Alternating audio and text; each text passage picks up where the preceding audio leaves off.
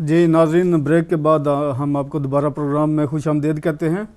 Break سے پہلے ہم گفتگو کر رہے تھے نور کی حقیقت پر، تو ہم اسی گفتگو کو ابھی جاری رکھیں گے اور مولانا صاحب کی طرف چلتے ہیں۔ مولانا صاحب، آپ نور کی حقیقت پر گفتگو فرما رہے تھے۔ جی میں عرض کر رہا تھا، دیکھیں جو ہے نا اس کائنات میں نور جو ہے وہ جیسے پہلے اس کی تعریف میں نے عرض کی، ظاہر لنفسہ مظہر لغیرہ، خود روشن ہوتا ہے، جہاں چلا جائے وہاں روشنی ہوتی۔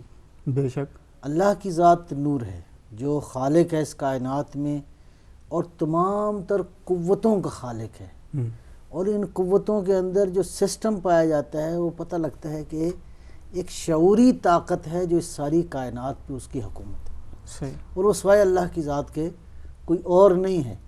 اب یہ کائنات کو کب اس نے خلق کیا، کیسے خلق کیا، بہرحال کوئی نقطہ آغاز ہونا چاہیے۔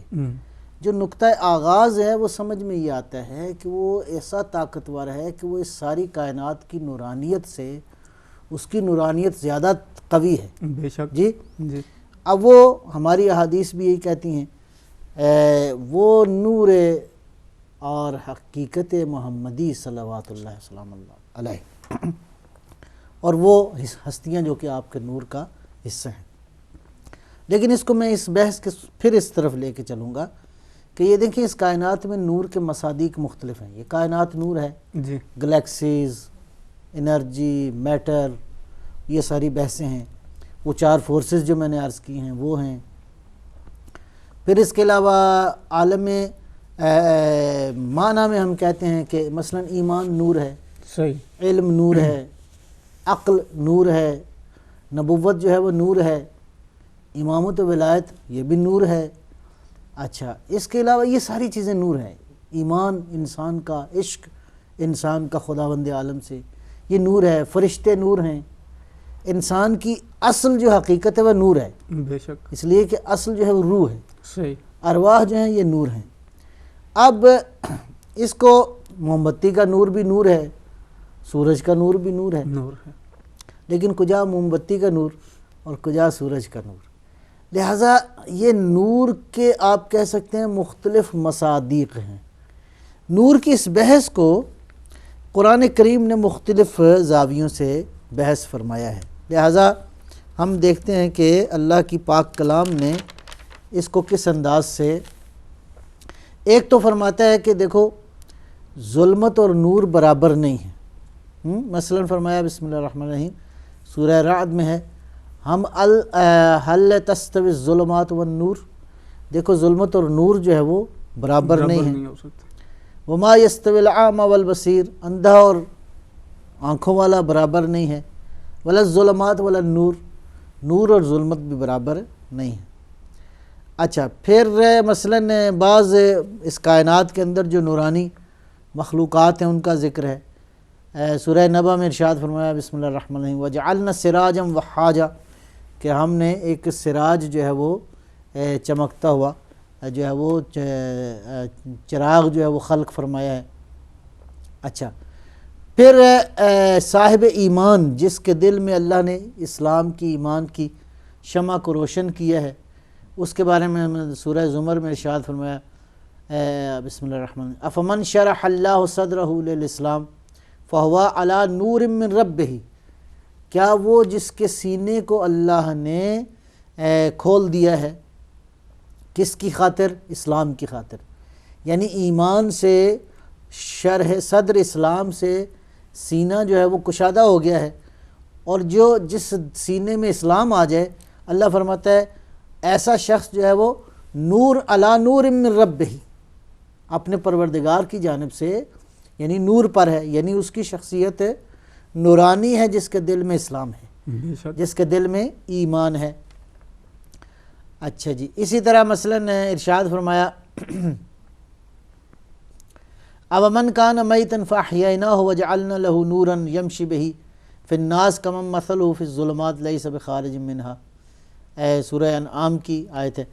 فرمایا کہ وہ شخص جو مردہ ہے اس کو ہم نے زندہ کیا، اس کو ہم نے نور دیا، اب لوگوں کے درمیان چلتا پھرتا ہے اس نور کی وجہ سے۔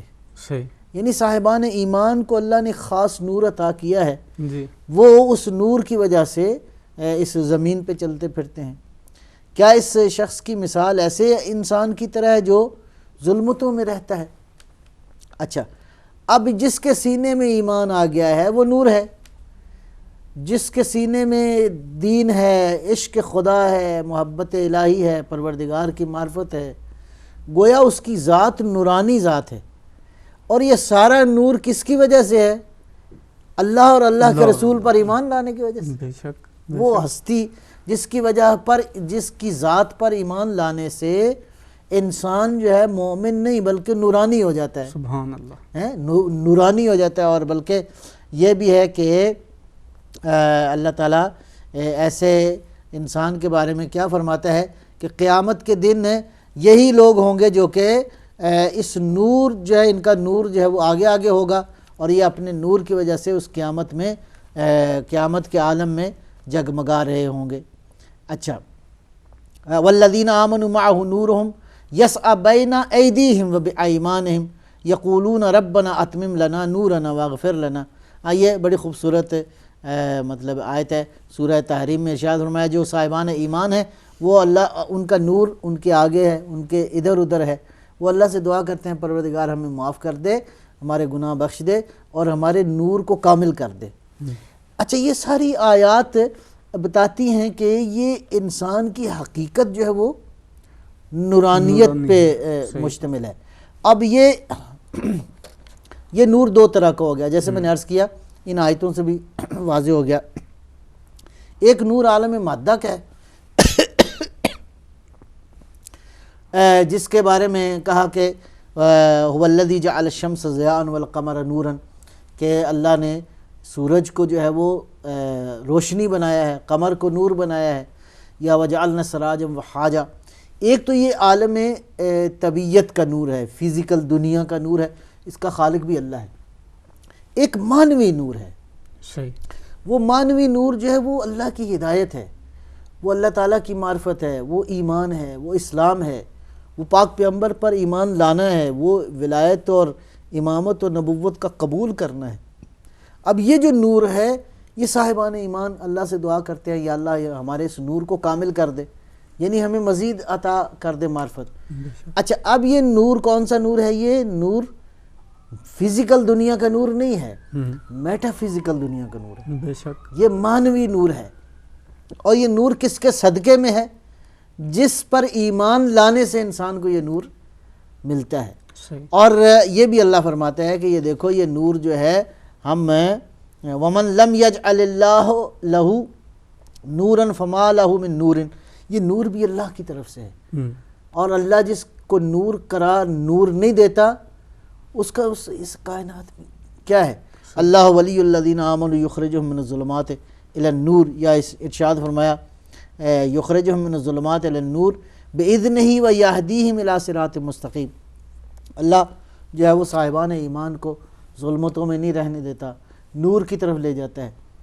اب یہ دیکھیں کہ عالم معنی کا جو نور ہے، قرآن کریم نور ہے، جی، یہد اللہ لنورہ من یشاء، اللہ جس کو چاہتا ہے اپنے نور کی طرف ہدایت کرتا ہے۔ اب یہ ساری چیزیں جو ہیں یہ بحث بتاتی ہے کہ قرآن کریم نور ہے، جی، ایمان نور ہے، اللہ کی معرفت نور ہے، نبوت نور ہے، اور یہ ساری چیزیں جو ہیں یہ نور ہیں، اور پروردگار جس سینے میں ڈال دیتا ہے وہ سینہ نورانی ہو جاتا ہے، وہ سینہ نہیں بلکہ وہ انسان نورانی ہو جاتا ہے۔ اچھا مولانا صاحب، ایک تو میں یہ آپ سے سوال کروں گا کہ ایک تو نور اور بشر کی بحث جو ہے وہ مسلمانوں میں چلتی ہے، اور اللہ تعالیٰ نے قرآن پاک کو بھی نور قرار دیا ہے، اور اہل بیت حضرت محمد مصطفیٰ صلی اللہ علیہ وسلم ان کو بھی نور، اور علم جو ہے وہ بھی نور ہے۔ تو یہ نور اور بشر کی جو ہے وہ بحث، کیونکہ قرآن پاک بھی مٹیریل کی شکل میں ہمارے سامنے موجود ہے، لیکن وہ اس کے علم اور اللہ تعالیٰ کے کلام کی وجہ سے اس کو نور اللہ تعالیٰ نے قرار دیا۔ تو یہ نور اور بشر کی بحث جو ہے اس کے بارے میں کچھ۔ اچھا، یعنی خوبصورت آپ نے فوراً سوال کیا اس نقطے کے حوالے سے۔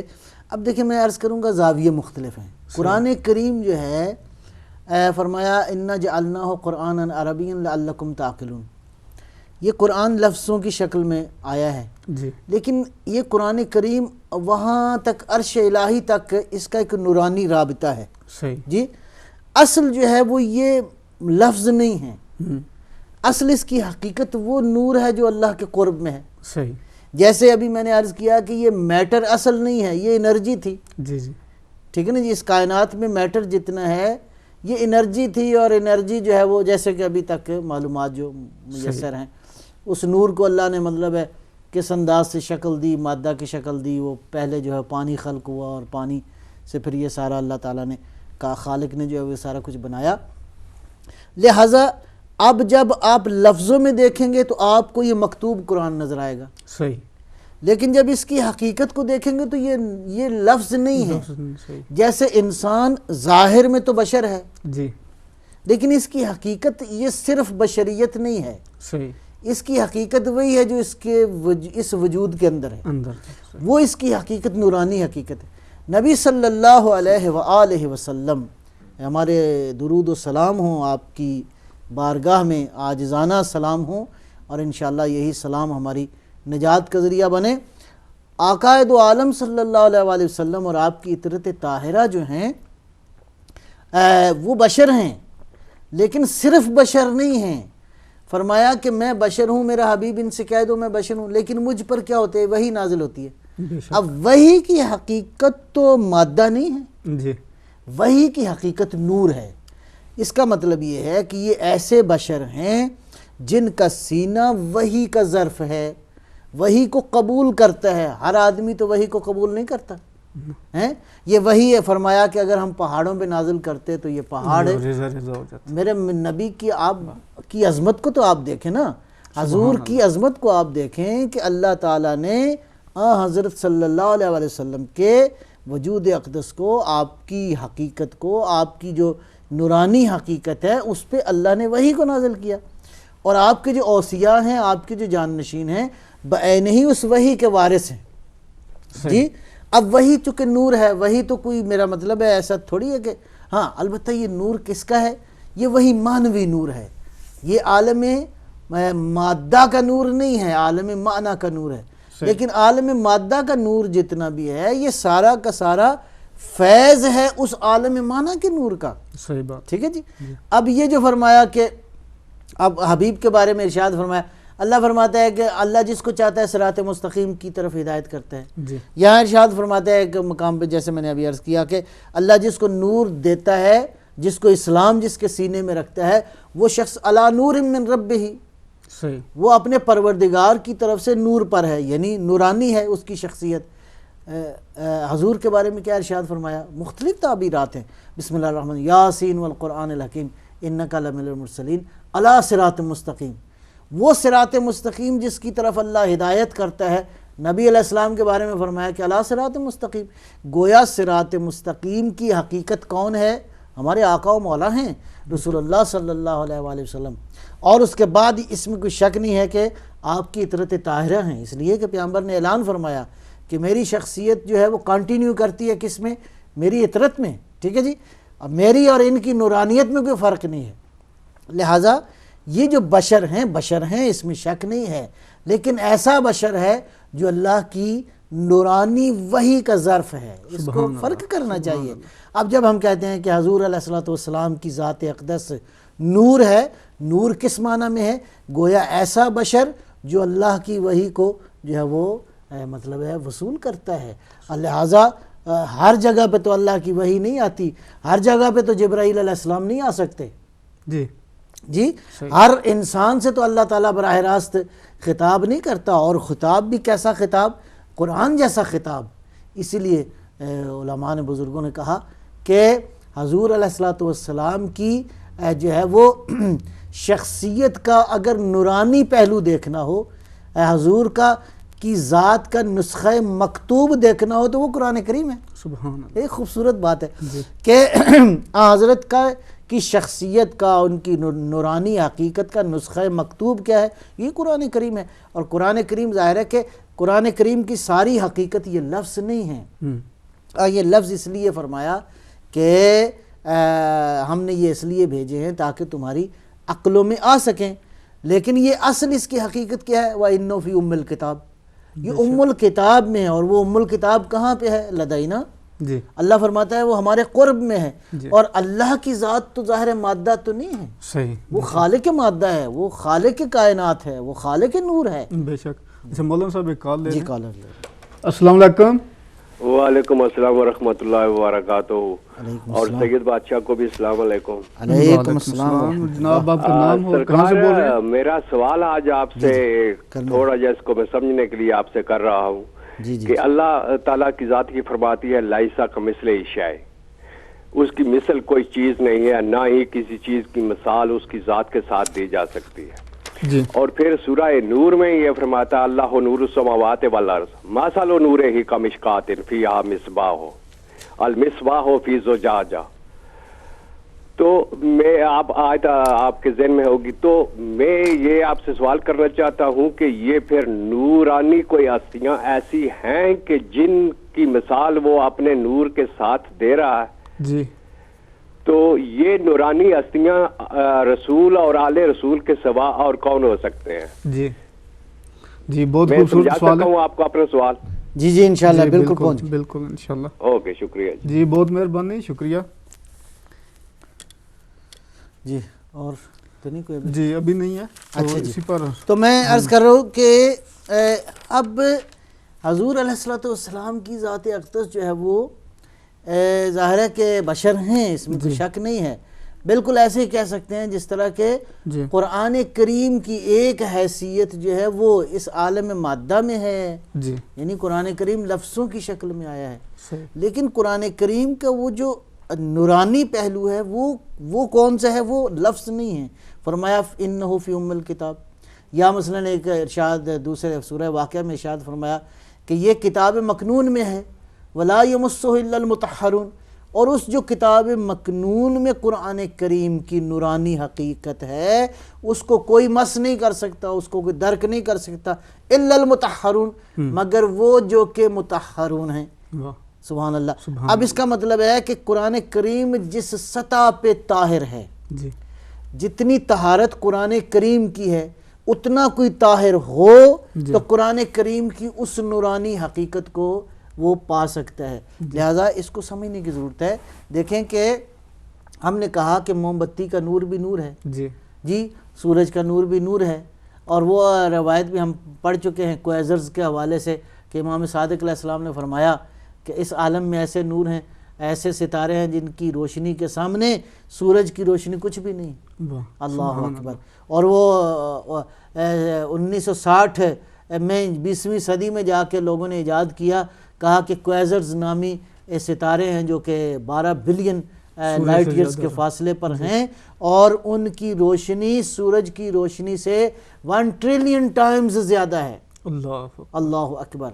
اب آپ دیکھیں اس کائنات کے اندر ظاہر ہے کہ وہ منبع جہاں سے اس کائنات کی خلقت ہوئی وہ سوائے محمد و آل محمد علیہ السلام کے، اور اللہ نے یہ عظمتیں ان کو دی ہیں، جی اور یہ عظمتیں بھی کس لیے بنی ہیں؟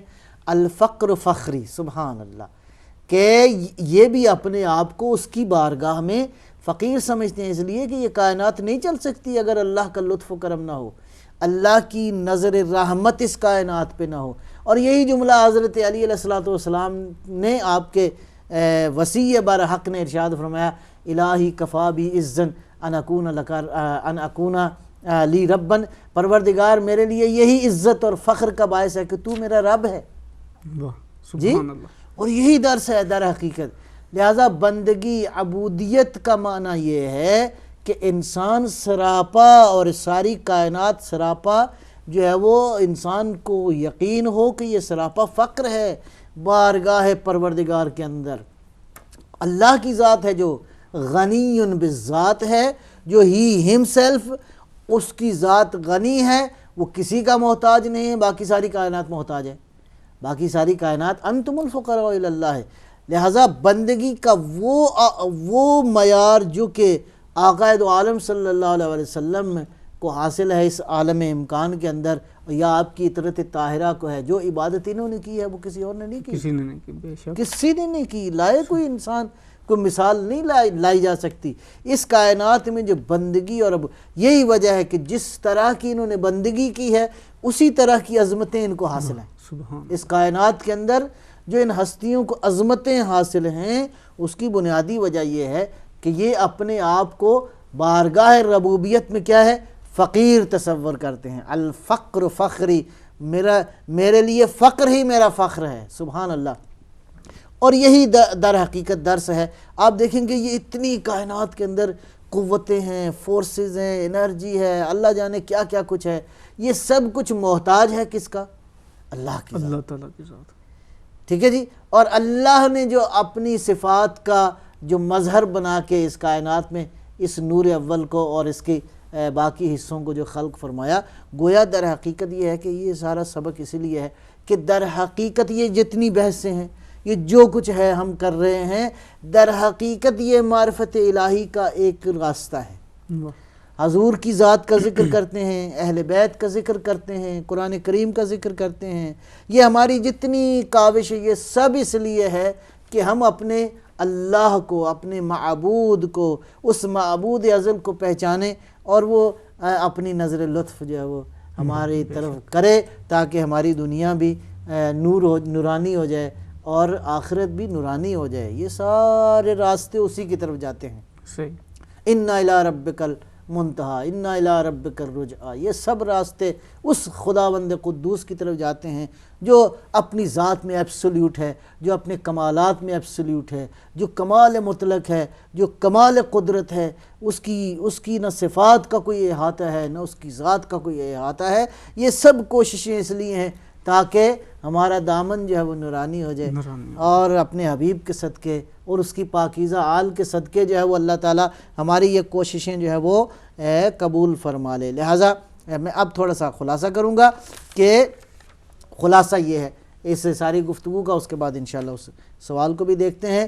خلاصہ اس کا یہ ہے کہ دیکھیں نور، یہ کائنات سب کچھ نورانی ہے لیکن نور میں فرق ہے۔ ایک فزیکل دنیا کا نور ہے، موم بتی کا نور ہے، سورج کا نور ہے، کویزر کا نور ہے، گلیکسیز کا نور ہے، یہ ساری کائنات کا نور ہے، جنت کا نور ہے، باقی ساری سلسلے۔ یہ فزیکل دنیا کا نور ہے۔ ایک میٹا فزیکل دنیا کا نور ہے، اس کے بھی مختلف درجے ہیں، مختلف اس کے مصادیق ہیں، جیسے ہر انسان کی روح ہے، اسی طرح فرشتے ہیں، اسی طرح جنات ہیں، اسی طرح ارواح ہیں، اسی طرح باقی مخلوقات ہیں۔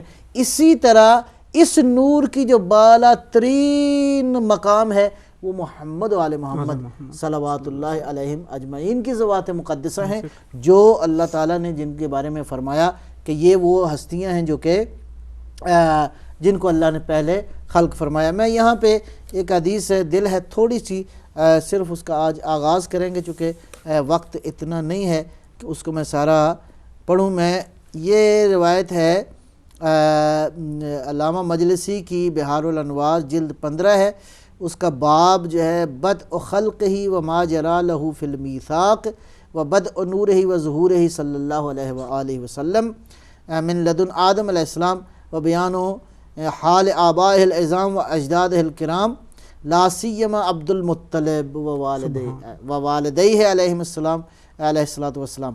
اب یہ ایک چیپٹر بڑا خوبصورت ہے کہ اس میں نبی اکرم صلوات اللہ وسلم علیہ اور آپ کی آل طاہرہ کی خلقت کے حوالے سے ذکر ہے، اور خصوصاً آپ کے جو آباء و اجداد ہیں اس حوالے سے ذکر کیا گیا ہے۔ میں روایت کے چند ایک جملے جو ہے وہ عرض کرتا ہوں اور اس کے بعد انشاءاللہ پھر چلتے ہیں اگلی بات کی طرف۔ اچھا مولانا صاحب، وہ کہتے ہیں نا کہ کوئی بھی چیز جو ہوتی ہے، کوئی بھی، یہاں اگر ہم دنیا کی مثال دیں تو ہم کوئی بھی چیز استعمال کرتے ہیں تو اس کے بنانے والے کی خصوصیت، اس کی قابلیت اس میں ظاہر ہوتی ہے۔ سبحان اللہ، سبحان اللہ۔ تو ہم اس چیز کو دیکھ کے کہتے ہیں کہ یہ کتنی اچھی بنانے والی جو ہے وہ چیز۔ تو اللہ تعالیٰ نے سب سے پہلے یہ نور خلق کر کے نور محمدی اور پنجتن پاک کا نور، اور ان میں اپنے تمام خصوصیات اور کمالات، ان کو ایک مثال کی طرح، جیسے وہ جو ہے وہ سوال بھی ہمارا جی بڑا اچھا ان کو ایک مثال پیش کی ہے اللہ تعالیٰ نے کہ میں کتنا جو ہے وہ طاقت والا ہوں، کتنا قابلیت والا ہوں، کتنی میری جو ہے وہ پاور ہے. سبحان تو اللہ. تمام خصوصیات اللہ تعالیٰ نے پائنتن پاک میں جو ہے میرا خیال ہے اس سوال سے پھر چلتے ہیں اسی بات کی طرف. بڑا اچھا خوبصورت محمد یعقوب صاحب اکثر مہربان سوال کرتے رہتے ہیں ہدایت ٹی وی پہ. سوال ہے وہ یہ ہے کہ اللہ کی ذات ہے بے مثال جی لیکن اس نے مثال دی ہے. صحیح. اور یہ مثال محمد آل محمد علیہ السلام کا نور ہے. اور جو سورہ نور کی آیت نمبر 35 انہوں نے تلاوت کی ہے اور بڑی خوبصورت نورانی آیت ہے. اور بلکہ اگلی دو آیتیں بھی اسی مطلب کے ساتھ مربوط ہیں. اور اسی آیت کی وجہ سے سورہ نور کو سورہ نور کہا جاتا ہے. مثل نور ہی اللہ نور السماوات والارض مثل نور ہی کمشکات فیہا مصباح. بہرحال وہ تسلسل میں ہے آیت مبارکہ. اللہ کی ذات بے مثال ہے لیکن اس نے اپنے نور کی مثال دی ہے. یہ کیا ہے؟ وہ ذات جو بے مثال ہے. سبحان اللہ. اچھا اب دیکھیں میں اس کو بڑا خوبصورت سوال ہے, اس کو تھوڑا سا ذرا توجہ کریں. اللہ کی ذات بے مثال ہے, یہ بھی بے مثال ہیں کیا, لیکن فرق ہے. اللہ کی ذات بے مثال ہے بحیثیت واجب الوجوب کے, کہ اس کی ذات نہ کوئی اس کی مثل ہے, نہ کوئی مثال ممکن ہے, نہ تصور ہو سکتی ہے, بحیثیت واجب الوجوب کے. ہاں عالم ممکن میں, عالم امکان میں, عالم مخلوقات کے اندر جو بے مثال ہیں وہ یہ ہستیاں ہیں. سبحان اللہ. اور اس کی بے مثل ہونے کا مظہر ہے کہاں پہ؟ اس عالم میں بحیثیت مخلوق.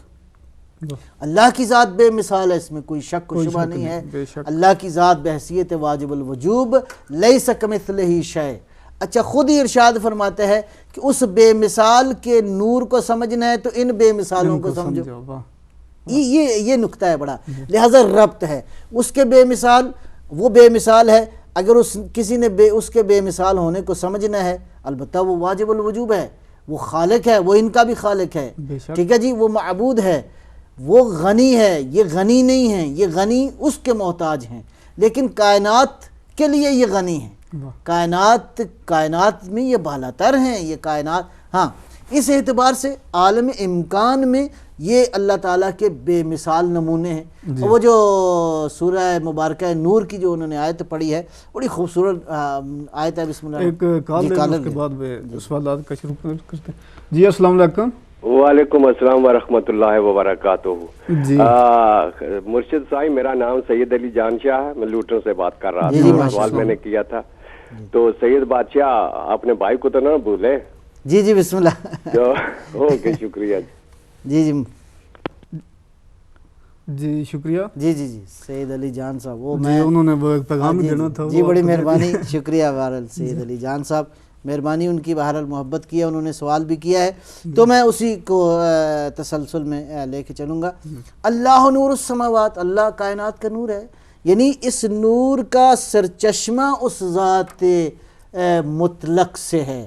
یعنی یہ ساری کائنات کا نور کا اصل سورس جو ہے خداوند قدوس کی ذات اقدس ہے. اچھا فرماتا ہے, خود ہی فرماتا ہے اللہ نور السماوات والارض مثل نور ہی, اللہ کے نور کی مثال کیا ہے؟ کمشکات, ایک طاق ہے, اس میں چراغ ہے, یہ چراغ ایک قندیل میں ہے, یہ چراغ جو ہے وہ روغن زیتون سے جو ہے وہ مسلسل روشن ہے. اور یہ ساری آیت, اور آگے چل کے اگلی آیت, یہ آیت نمبر 35 ہے.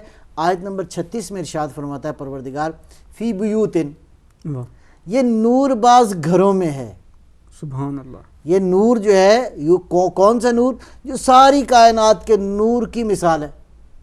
یعنی یہ بے مثال نور جو ہے فی بیوتن, بعض گھروں میں ہے, اور ان گھروں کے اندر رہنے والے لوگ کیا ہیں؟ رجال لا تلہیہم تجارت ولا بیع عن ذکر اللہ. اس گھر کے رہنے والے جو ہیں وہ انسان, ان کو اللہ کی یاد سے کوئی غافل نہیں کر سکتی چیز, نہ تجارت. یہ دیکھیں مرحلہ وار ہے. اللہ جو ہے وہ نور السماوات والارض ہے. اس نور کی مثال وہ دینے کے بعد فرماتا ہے کہ یہ چراغ جو کہ اللہ کے نور کا مظہر ہے, یہ چراغ کہاں پہ ہے؟ فی بیوتن, بعض گھروں میں ہے.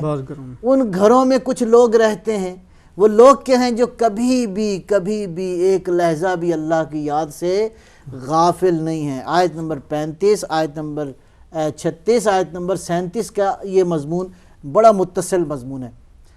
اب روایت ہے، کہتے ہیں کہ پوچھا صحاب نے یا رسول اللہ یہ گھر کون سے ہیں جن گھروں میں یہ چراغ ہے جو ساری کائنات کی نورانیت کا مظہر ہے اور اس کے لوگ جو ہیں وہ اللہ کی یاد سے ہرگز غافل نہیں ہیں؟ فرمایا ہیا بیوتات الانبیاء، یہ انبیاء کے گھر ہیں، ٹھیک ہے جی. اور بعض روایات میں ہے کہ یہ انبیاء اوصیاء اولیاء اور حکماء اور علماء کے گھر ہیں. البتہ درجہ بدرجہ ہے. علماء کی مثال وہی موم بتی والی ہے، پھر فانوس ہے، پھر وہ آفتاب ہے. اللہ کے انبیاء جو ہیں وہ آفتاب کی طرح ہیں اس کائنات کے اندر. اچھا فرمایا، کہتے ہیں کہ محفل میں بیٹھے تھے حضرت ابوبکر کھڑے ہوئے، کہا یا رسول اللہ یہ جو گھر ہے یہ حضرت علی اور زہرا کا جو گھر ہے کیا یہ بھی وہی انہی گھروں میں سے ہے؟ فرمایا نہیں، یہ ان گھروں میں سے نہیں ہے، بلکہ یہ ان گھروں سے افضل گھر ہے. سبحان اللہ سبحان اللہ سبحان اللہ. یعنی واقعاً یہ وہی بات ہے جو مطلب پوچھی ہے شاہ صاحب نے جی. کہ اللہ جو ہے وہ بے مثال ہے، یہ بھی بے مثال ہیں. کس میں؟ اس عالم میں، عالم مخلوقات میں، عالم تکوین میں بے مثال ہیں. اور یہی وجہ ہے کہ کائنات کی نورانیت کا آغاز جو ہے وہ بالکل یہی نورانی ہستیاں ہیں جو ہے جن کے اللہ تعالیٰ نے جس سے کائنات جو ہے وہ آغاز فرمائی خلق کرنا. صحیح. میں حدیث آپ کی اجازت سے پڑھوں گا. جی بسم اور حدیث جو ہے وہ یوں ہے، بسم اللہ الرحمن الرحیم. اب وہ ریفرنس بہرحال ہے، موجود ہے، معانی الاخبار سے انہوں نے نقل کیا ہے علامہ نے. اور روایت یوں ہے. کیا روایت ہے؟ ان اللہ تبارک و تعالی خلق نور محمد صلی اللہ علیہ وآلہ وسلم قبل ان یخلق السماوات والارض والعرش والکرسی واللوح والقلم والجن والنار وقبل ان خلق آدم و نوح و ابراہیم اسماعیل اسحاق یعقوب موسیٰ و عیسیٰ و داود و سلیمان علیہم السلام وکل من قال اللہ عز وجل فی قولہ ووہبنا لہ اسحاق و یعقوب الی قولہ وہدیناہم الی صراط مستقیم. بہرحال خلاصہ مطلب کہ اللہ نے یہ سب کچھ خلق کرنے سے پہلے نور نبی صلی اللہ علیہ وسلم کو خلق فرمایا. اچھا اس کے بعد ہے یہ کب خلق ہوئے؟ قبل ان خلق الانبیاء کلہم ب400,000 سنۃ و24,000 سنۃ. اللہ اکبر. یہ اس وقت کی بات ہے کہ اللہ نے 4,24,000 سال پہلے، اللہ جانے اب اس سال کی 4,24,000 سال پہلے اللہ نے نور محمد کو خلق کیا. سبحان اللہ. یہ یعنی تمام مخلوقات سے پہلے، یہ وہ بالکل بہت پہلے، انبیاء سے پہلے اور سب کچھ سے پہلے جو ہے اللہ تعالیٰ نے ان کا نور جو ہے وہ خلق فرمایا ہمارے آقا و مولا کا. اور یہ روایت جو ہے وہ حضرت علی علیہ السلام سے ہے. سبحان. ہاں یہ بھی بڑی خوبصورت ہے اور وہ سند بہرحال موجود ہے. کہتے ہیں وہ خلق عز و جل. ہاں اس کے بعد اللہ نے 12 حجابات خلق فرمائے. اللہ اکبر. اور ان حجابات میں نبی علیہ السلام نے اللہ کی تسبیح جو ہے وہ کی اور وہ بھی بڑی خوبصورت ہے. میں جاری رکھتا ہوں حدیث کو. کون سے 12 حجاب اللہ نے خلق فرمائے؟ حجاب القدرہ، قدرت کا حجاب. حجاب العظمہ، عظمت کا حجاب. حجاب المنہ، حجاب الرحمہ، احسان کا حجاب، رحمت کا حجاب، سعادت کا حجاب، کرامت کا حجاب، منزلت کا حجاب، ہدایت کا حجاب، نبوت کا حجاب. اللہ اکبر. یہ حجابات ہیں، نورانی حجابات ہیں. ٹھیک ہے جی. حجاب الرفعہ، رفعت کا حجاب، حیبت کا حجاب، شفاعت کا حجاب. ثم حبس نور محمد صلی اللہ علیہ وآلہ وسلم فی حجاب القدرت 12,000 سنۃ وہو یقول. اور اللہ نے جو پہلا حجاب تھا حجاب قدرت، اس میں محمد مصطفیٰ صلی اللہ علیہ وسلم کے نور کو رکھا اور آپ نے 12,000 سال تک سبحان ربی الاعلیٰ کی تسبیح کی. اللہ اکبر. اب آپ دیکھیں، بہرحال میں نے عرض کیا کہ اس مضمون میں احادیث بہت ہیں، مختلف زاویے ہیں، مختلف پیرائے ہیں. وہ پہلی حدیث جو میں نے عرض کی جناب سلمان فارسی نے جو نقل کی ہے نبی علیہ السلام سے کہ اللہ نے سب سے پہلے ہمیں خلق کیا اور پھر اللہ نے ہمارے نام انتخاب کیا، اور یہ ساری جو تسبیح ہے اس میں یہ باقی نورانی شخصیات جو ہیں وہ بالکل شامل ہیں۔ پہلی تسبیح جو کی حجاب قدرت میں وہ کیا تھی؟ سبحان ربی الاعلی، سبحان ربی الاعلی، سبحان ربی الاعلی کہ پروردگار کی تسبیح جو ہے وہ انجام دی۔ میں پھر عرض کروں گا اس بات کو کہ یہ دیکھیں یہ سارا سفر اسی کی طرف جاتا ہے، سبحان اللہ، یہ ساری کائنات اس کی تسبیح میں مشغول ہے، بے شک یہ ساری کائنات اس کی عبودیت کا کلمہ پڑھ رہی ہے، کوئی چاہے یا نہ چاہے یہ سب بندگی کر رہے ہیں ایک کی، اور وہ اس ساری کائنات کا خالق ہے۔ راستہ بندگی کا ہے، راستہ عبودیت کا ہے، لیکن کیسی عبودیت؟ اس ہستی والی عبودیت جو کہ اللہ نے فرمایا یا ایھا المزمل قم اللیل الا قلیلا، اے میرا نبی بندگی جو ہے وہ تھوڑی کر۔ لہذا اصل راستہ جو ہے بندگی کا ہے۔ علی علیہ السلام نے قربانی دی حالت بندگی میں، آپ کے فرزند ارجمند حسین علیہ السلام نے قربانی دی حالت بندگی اور عبودیت میں۔ اللہ سے یہی دعا ہے کہ پروردگار ہمیں بندگی کی حقیقی توفیق عطا فرمائے، آمین۔ اور مولانا صاحب ابھی وقت کے دامن میں گنجائش نہیں، جی تو چاہتا ہے کہ ہم اسی باتیں ہوتی رہیں اور سنتے رہیں انشاءاللہ۔ تو بہت پرمغز اور بہت اچھی گفتگو تھی۔ جی ناظرین، امید ہے آپ کو بھی یہ گفتگو بہت پسند آئی ہوگی اور آپ نے اس سے بہت کچھ سیکھا بھی ہوگا اور علم میں اضافہ بھی ہوا ہوگا۔ تو ابھی ہم آپ سے اجازت چاہتے ہیں کیونکہ ہمارے پاس زیادہ وقت نہیں ہے، انشاءاللہ آئندہ ہفتے پھر ملیں گے۔ تب تک کے لیے مجھے اور مولانا صاحب کو اجازت دیجیے۔ اللہ حافظ۔